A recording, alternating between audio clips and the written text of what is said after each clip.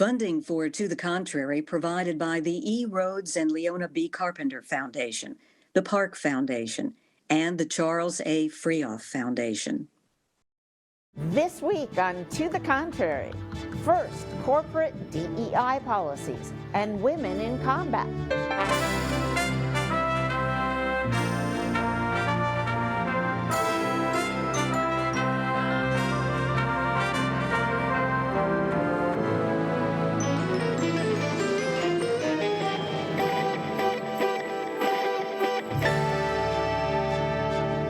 Hello, I'm Bonnie Urbay. Welcome to the Contrary, a discussion of news and social trends from diverse perspectives. Up first, DEI policies are getting rolled back. McDonald's is the latest corporation to scale back its diversity, equity, and inclusion policies. The company cited a shifting legal landscape after a U.S. Supreme Court decision against affirmative action last spring. This move aligns McDonald's with other major companies such as Walmart and Ford, which have also dialed back on DEI initiatives.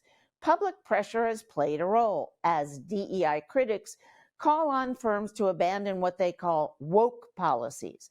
Supporters of DEI say these policies help women and communities of color have a level playing field in the business world. Joining me on the panel this week are Republican strategist Ann Stone, Fernanda Santos, managing editor of The 19th, Jessica Washington, political reporter from The Intercept, and Marilyn Colon, vice chair of the Woodbridge, New Jersey GOP. So my first question, start with you, please, Ann, and then everybody else chime in. Why do you think McDonald's decided to roll back its DEI policies? Well, I think a big part of it not only was that court decision, but it was the election. They now feel released, that they can go back to a more meritocracy-based system. And I think you're going to see it happen all across. I mean, right now, the only major corporation that isn't doing it is Costco. The only major corporation that isn't rolling it back? Yes. What's that going to do to diversity and women's roles in the workplace? Probably very little, because more and more women are coming into the workplace now with higher and higher skills. They're going to get elected. I don't worry about women or people of color at all. I think there's been the exposure, and now it's going to be merit-based, and we're going to get the best of the best in all categories, American. All right, Fernanda, your thoughts. I think we should all strive to live in a world where meritocracy is what determines who has a right to a job, who is picked for a position. But we're not there yet. And to do away with mechanisms, systems that were making space for people who historically have been left behind and marginalized to reach levels in which they can evenly compete with others, to me is detrimental to the country as a whole. We're not talking about just people of color. We're not talking about women. We're talking about the progress of this country, and communities of color very soon will be majority in this country. So we need to be prepared so that we have folks who are educated and can fill roles in a way that sets us all up for success. Jessica, your thoughts on whether this will set women and people of color back or not? Yeah, and I want to echo a lot of what Fernanda said. You know, we're talking about trying to level the playing field. We're not talking about, giving people things that they don't deserve. We know that systemic racism exists. We know that women have been shut out of the workforce for decades. And so we're trying to right a lot of historic and current and consistent wrongs. I think another really interesting point about rolling back these DEI initiatives is we're also rolling back data collection. So we can't even, and I believe this was brought up in the Fox Business, wrote an article about this when they were talking about rolling back some of these DEI initiatives. We're also talking about rolling back monitoring for policies and practices that are discriminatory against a wide variety of people. So it's not just that we're rolling back policies that promote the interests of people of color and of women, but we're also rolling back monitoring what these companies and corporations are doing. And I think that is in some ways almost scarier, to not know, are they introducing policies and practices that are harmful? Are they doing things that are discriminatory? And so I don't think that most people would think that's a good idea, to just have no idea what these corporations are doing and allow them to be even less accountable than they were before. But let me play devil's advocate. I mean, these policies have been in effect now for late 70s, certainly 80s and 90s and O's and teens. Was that not 40 plus years? Was that not enough to rectify hundreds of years of discrimination against all those groups? Yeah, and I think you kind of in the question sort of answered the point, which is that we're talking about hundreds of years of discrimination, and we're talking about relatively short period of time in which we've tried to ameliorate that discrimination. I think we've also throughout that time period seen attacks on those efforts to move forward. So we're not just talking about a time period of progress with no backlash. We're talking about a period of progress, backlash. And so we're not able to see the kind of growth that we would want. And I think most people would agree that we still have a way to go on systemic racism, on sexism, and all these other issues. All right, Marilyn, your thoughts, and welcome to the panel. Oh, thank you. Glad to be here. Yeah, so my mom was the first female in our community to own a car. So she fought back, but it was because of her strength and her courage, not because she was a woman, nor was it because she was Hispanic. Her intelligence got her through, and her determination to make a better life for herself. And that's why I believe meritocracy is something that can be measured, because it's how you climb the corporate ladder and how you get rewarded at work. But if you're going to push an agenda, a DEI agenda, that will be implemented differently in each company, then how do you measure that? What are the numbers? Has anyone looked at the numbers from McDonald's? Why did they change? Was it specifically because of the election? Or was it because they looked at their numbers and saw that it would take more or less? Or what does that look like? Do we have specifics? But what do you think it would look like? Yeah, so what it would look like in the new, without the DEI? Yes, it would look if like... there were data coming forth in the future as it is now. Right. It would probably show numbers that it is the bottom dollar is tied to your dedication to your job, your courage, your intelligence, not necessarily because you're a woman or not necessarily because you're tied to a specific ethnic group. So they probably saw those numbers and they said we're spending more money on these initiatives that really do not add value. So like I said, it's the courage, the intelligence, what pushes through, not necessarily because you're a woman. Fernanda, your thoughts? I just think that it sounds very naive to believe that courage and intelligence alone are what gets people to where they need to get. There is a whole systemic issue at play. Income, for example, being able to buy a car, you have to have money to buy a car. So many people don't have the financial ability to even put themselves through school, to find a way to afford childcare for their kids so that they can go to work.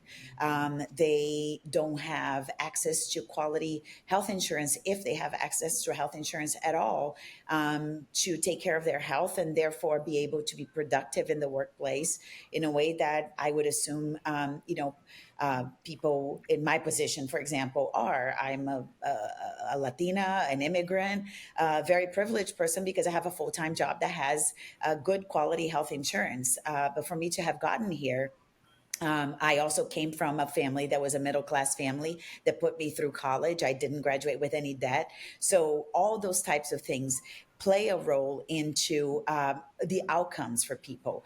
And believing that, I think it's also important to note, and I think, Marilyn, you made a good point, that some of these efforts do cost a lot of money. And some of them— $8 billion. I saw one tally online that the companies jointly, all of the American companies, spend or were spending before all these dropouts, $8 billion a year on DEI. Yeah, so the question is, number one, were those efforts, or have these efforts been delivered on what they promised, right? Many times they are crafted very nicely, but you need people to make this an everyday practice. A top-down type of approach where you're telling your employees that you have to embrace different people, or you're telling your executives that you have to make space for women and people of color. If it's not accompanied by people buying into it and believing in the importance of it as a longevity, a survival type, an existential necessity, doesn't really mean that these programs will be or can be effective, no matter how expensive they are. It's not about how much money, it's about people buying into them. And that, again, doesn't matter whether these programs exist or not, how the laws are crafted. If people don't believe in the need to address the systemic issues that have existed for centuries. The biggest thing I have a problem with is the E in DEI, and that is equity. Equity is actually a communist concept, and it never worked in the Soviet Union. It hasn't worked in China. You can't guarantee outcome. You can only guarantee access to opportunity. And that's where the emphasis needs to be. And then the things that Marilyn was talking about really play a large part. Just because somebody gets placed by DEI doesn't mean they're going to succeed. And that's what they're finding. Do you have any data on what percentage of people who went through those programs did succeed in the corporate? They haven't measured. arena? I don't think they've measured it. I don't think they want to know. But I would have a feeling that that's part of why some of these companies are dropping out. And you're also going to see it eliminated within the government. That's one of the first things Trump's going to do. Is across the government, the programs, the offices are getting shut down immediately. Again, you don't want to guarantee equity. You want to guarantee access. And I don't think anybody on this panel has a problem with that. And then, like I said, what Marilyn said about hard work and determination, that overcomes any kind of problems people had or inadequacies in their life experience. Because if you work hard enough, you can succeed in this country. Are we going to see? I mean, I know there's not going to be the kind of data we have up to this point, but are we going to see Blacks, Latinas, Asian Americans, women falling behind in companies? In this social media world, and this is, again, a big part of what's changed, there is no way these companies are going to get away with the kind of discrimination or, not hiring enough of a variety of different types of Americans. They'll get hammered to death. So I think social media is going to help overcome a lot of the problems different communities have had in the past. Social media has existed my entire adult working life, and I have certainly experienced discrimination. I think most people of color have experienced discrimination despite the existence of social media. And I think sometimes I think about something my mom said, which is, and this is not just something my mom said, but a lot of people say, but a lot of people will be born on third base and think that they hit a home run. And I think that's generally a large part of this issue when we're talking about equity and why people are confused by the focus on equity. The focus specifically, a lot of people of color, and obviously people agree people of color are not a monolith, but a lot of people of color focus on equity because we are aware that many of us are not born on third base. We are not given those same advantages. We face systemic discrimination. And so the focus on equity is about focusing on access to opportunities. But those opportunities, that access is a lifelong process. So we're talking about elementary school. We're talking about redlining, people being in certain neighborhoods. We're talking about access to education. We are talking about certain communities that did not get that access. And so that's why we're talking about equity, because you can't just say you should have equal access to this one opportunity and not think about the entire lifetime that someone experiences discrimination or, systemic discrimination that occurs in ways that isn't as direct, that isn't, something you can blast on social media. Now, Marilyn, what do you think Latinas in New Jersey, in your area, how do you think they're going to react to this, or Latinos or Latinx? How do you think they're going to react to everything that Fernanda and Jessica, have pointed out what Yes. might happen as a result of this. We do not want to be labeled as that we are being channeled along because of our ethnicity or even because we're women. We definitely want to be promoted based on what we've accomplished, based on our merit, based on that we can manage a job and be acknowledged for that. Are you saying everybody you know in your community? Well, the people that I've spoken to in my community, and this is a hot topic, and we're aligned. It is a political topic, and it's a family topic, and we are aware that our strength is in our courage, especially if, like Fernanda had just mentioned, I admire her comment that the way that she reached her goals with her family behind her, pushing her. So that is being part of a community, a family unit that encourages your values and your intelligence and pushes you along, not because you're part of a specific ethnic group should you shy away from any opportunity because someone is going to come along and measure that against their standard that changes every day, by the way. What's the standard then? 10 years ago, it was a certain standard. 10 years into the future is going to be a different standard. And where do we fit into all of that? All right, wonderful. Thank you all. Let us know what you think. Please follow me on Twitter at Bonnie Urbay. From DEI to women on the battlefield, Donald Trump's nominee for Secretary of Defense, Pete Hegseth, has said he wants to remove women from combat in the military. This proposal is part of a broader war on woke that has become a cornerstone of conservative politics. Critics argue this move would undermine military effectiveness. Hegseth has argued that admitting women into combat has lowered military standards. Hegseth's Senate confirmation hearings are slated for next week over his views on other topics and past allegations of sexual misconduct. So, Jessica, do you agree that women have lowered military standards?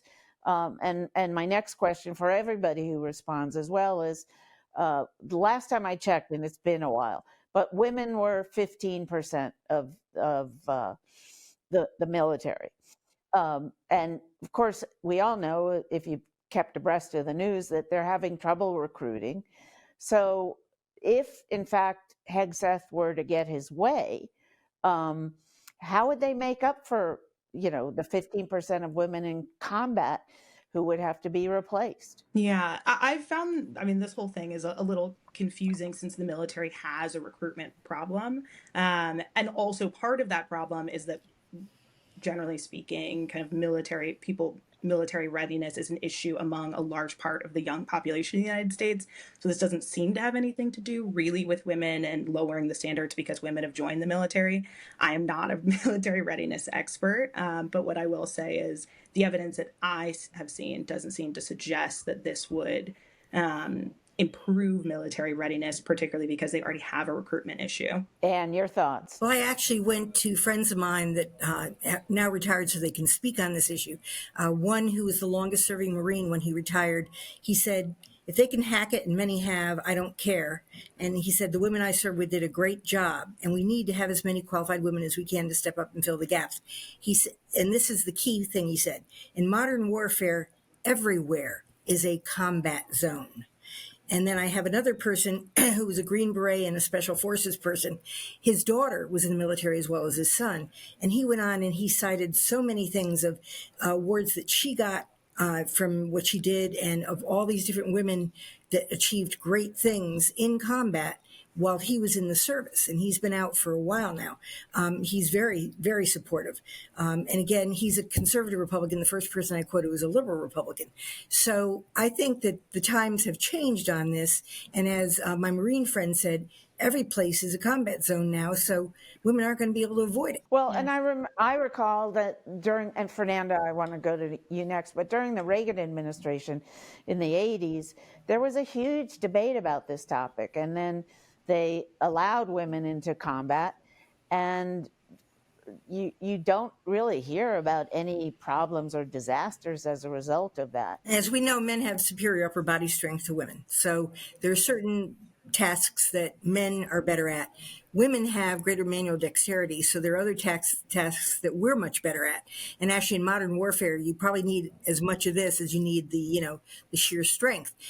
So I think coming into the military, the timing is right. And you're right, it's not what's driven down recruitment. What's driven down recruitment was the whole getting away from the mission of winning and into this whole DEI stuff in the military. That turned off so many people. I know so many military families that their current generation of kids won't go in the military. They probably will now, as of January 21st. But they won't go into the military because of the wokeness that was there. They hated it. I'm also not an expert in military recruitment, but I think it also goes well beyond the idea of the quote unquote wokeness that drove away recruitment. When it comes to women in particular, it's actually, we have a reporter who covers military issues, military affairs through the lens of gender at the 19th. And the latest story she had talked about 21% of active duty members of the armed services are women today. So essentially 1 in 5. So imagine taking women out of combat roles. What would happen to our armed services? What would happen to a structure that now is a web, right? And so weave together where every piece of this let's say it's a puzzle where every piece matters. And also how much backwards do we have to go? I mean, we're talking about things that in the 90s that were Congress decided to allow women in combat roles in aviation and on ships, right? And then we allowed them in submarines. And in 2013, we allowed them in combat. Women have been, more than 1,000 women have been injured were injured in the war in Iraq. Close to 200 women died in combat. And as Anne mentioned, a lot of the combat these days is like playing video games, right? You are operating from a distance and aiming things. So it's not about upper body strength as if you had to carry really heavy rifles or maybe, spears back in the day. But these days, that's not how combat is done. And to also think that women cannot achieve the level of physical strength that's necessary to do that job, I think is especially for all of us women here, would be like underestimating ourselves. Marilyn, Yes. you get the last word on this topic. Thank So, you. please. Yes. So I just wanted to make a specific point, and I agree with most of the comments already mentioned. It's the focus is to strengthen. That's the focus of the Trump administration, to strengthen our military, not to necessarily ban women. It's to strengthen it. And from everybody's comments, and that would point to a good statistics that the numbers dropped in recruitment because of the DEI, which lends to our previous conversation. But in regards to banning women, that it's strengthening the military, which is a whole different view of things. So Pete Hegseth had clearly cleared up that comment, and he has indicated that there are roles that require specific physical strength, and it's not diluting the requirements of that specific role. It's making sure that the bar is hit, because we are policing the world, not only our country, but we are policing the world. And that combat role that requires a specific type of physical strength, maybe not only a woman, but maybe there might be a man that cannot hit it. And that's where he is referring to. It's not banning women. Of course, it's diverse. We have our intelligence. We have many areas that we can fit in. I come from a military family. My cousin was in the Army for 30 years, a female cousin. So it's not that they're banning women. That's not the goal of Pete Hegseth nor the Trump administration. Well, it is to ban them from combat, but let me ask you this. Does anybody worry about military readiness if women are kept out of combat? I worry about military readiness if we take a significant chunk of people who have been trained and approved for combat out of combat roles, and many women these days make up these troops. So how do you compensate for that? And also I want to make clear that I do not believe at all that the reason the drop in recruitment in the military is directly tied to DEI efforts. So I just want to make it clear since there were comments before that might have implied that we were in agreement on that. I'm not. All right. Hegseth actually went and talked to the troops and found out that that was one of the biggest problems. That's how he got the attention of Trump, is that he had done the research and written books on why the modern warrior is not coming back in. Did he do, Yes. or is that a study? I guess that might be anecdotal. I would be interested in No. a study if he did. A large part of it for what he was doing was anecdotal. But again, he also has assured Senator Joni Ernst, herself a military veteran, that his comments were misconstrued. It is along the lines of what Marilyn was saying. So I don't think we're going to have to worry about it. And both the retired distinguished military veterans I talked to, they're not advocating it either. If you can get liberal and conservative Republicans to agree on it, that's a pretty good thing. All right. Thank you all. Great discussion. That's it for this edition of To the Contrary. Keep the conversation going on our social media platforms, Instagram, Facebook, X, and TikTok. Reach out to us at To the Contrary and visit our website, the address on the screen. And whether you agree or think to the contrary, see you next time.